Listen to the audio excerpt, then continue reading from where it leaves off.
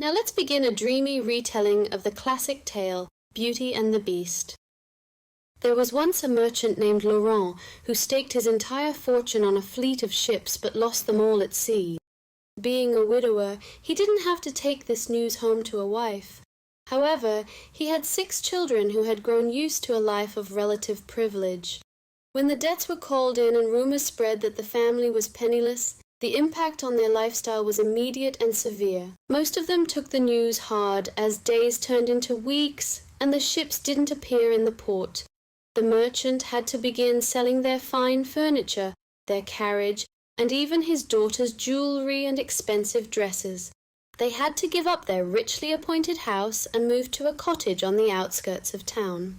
Laurent was frequently away visiting business acquaintances and trying to find partners who might invest and help him rebuild his business. While he traveled, his children, who were 3 boys and 3 girls, were left to keep the house on their own. Although they were practically adults, the 3 boys and the 2 oldest girls were largely useless when it came to practical skills. They had become quite accustomed to a life of study and idle luxury.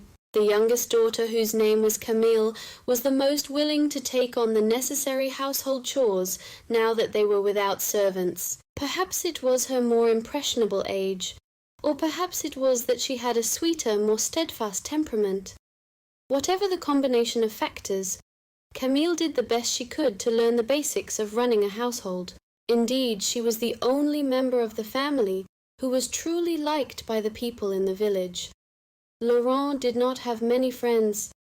To make their situation worse, the 5 oldest children also made no effort to adjust to their new lives. They did nothing to prove themselves capable or to endear themselves to the neighbors who might have helped them.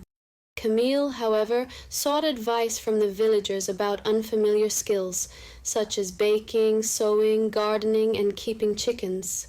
Their wariness turned to a genuine affection when they grew to appreciate her willingness to lend and to work hard.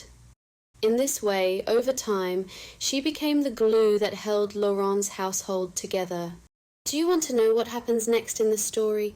Be a good kid and go to sleep today, and tomorrow Hanni will continue the story for you. Download BMO AI. Get calls from your bias.